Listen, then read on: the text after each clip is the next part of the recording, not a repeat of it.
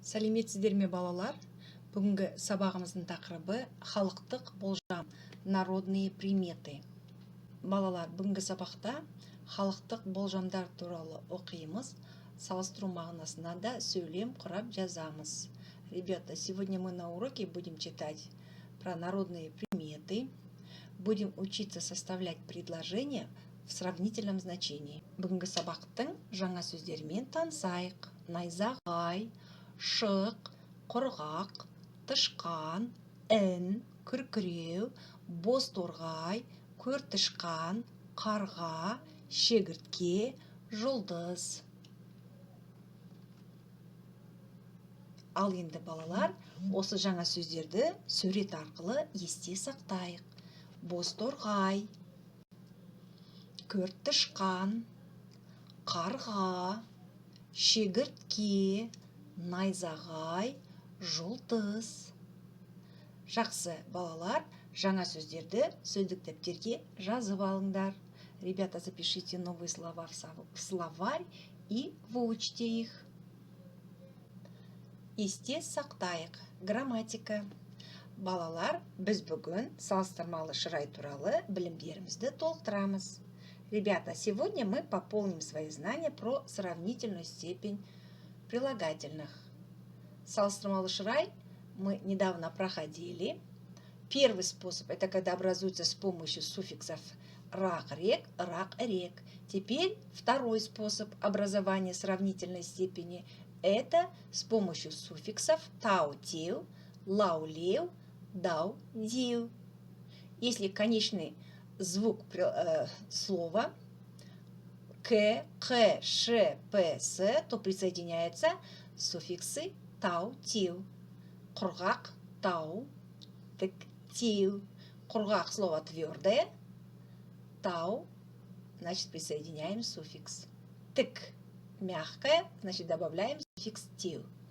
Если конечный звук прилагательного а, р, у и краткое, то присоединяем суффикс лау, лил. Жұқа, тонкий, жұқалау, тоньше, кіші, маленький, кішілеу, меньше. Н, м, н, з. Дау, дил. Терең, дил. Терең, глубокий, тереңдеу, глубже. Қалың, толстый, қалыңдау, толще. Мысалы, суық, суықтау. Суық, холодный, суықтау, холоднее. Биік, высокий, биіктеу, выше.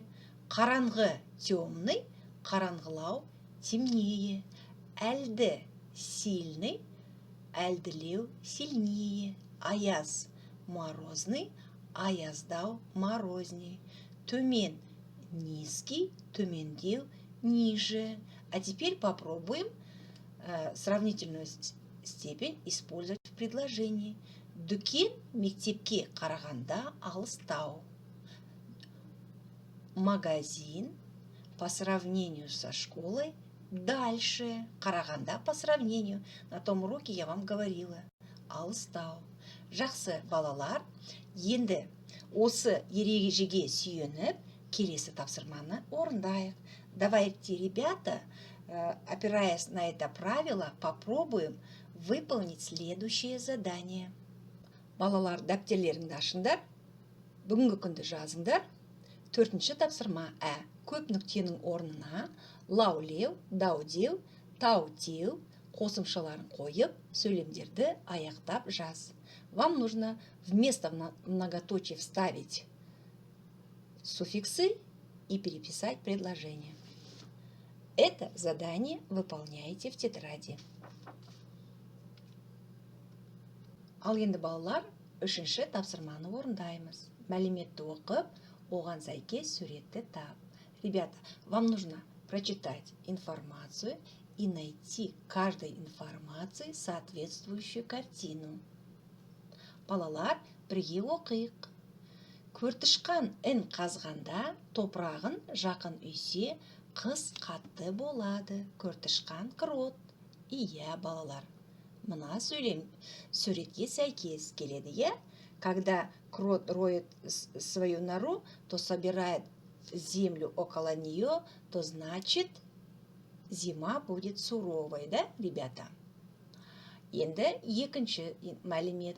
Жасыл шегіртке көбейсе, жаз құрғақ болады. Если много кузнечиков, то лето будет сухое.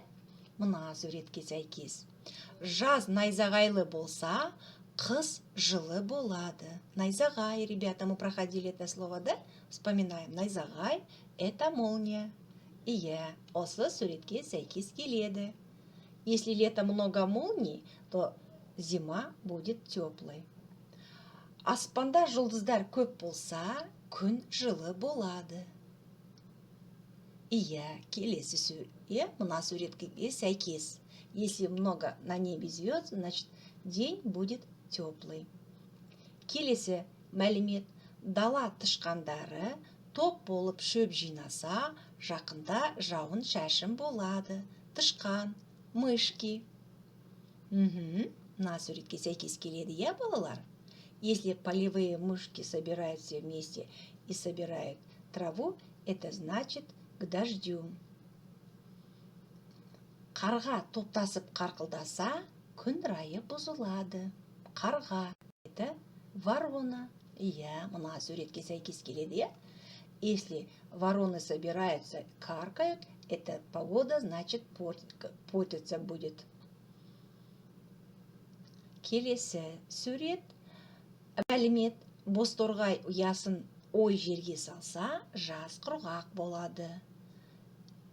Бозторғай – это у нас жаворонок, иә? Демек, осы суретке сәйкес бұл мәлімет.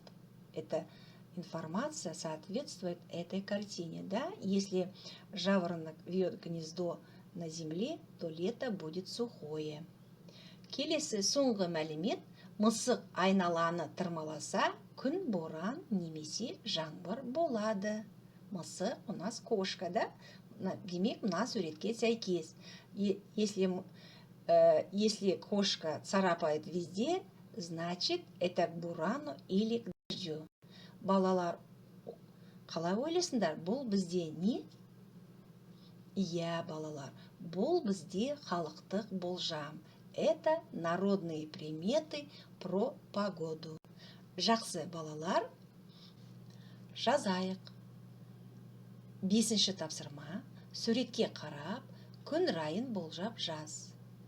Вам нужно внимательно посмотреть на эти картины и написать прогноз погоды.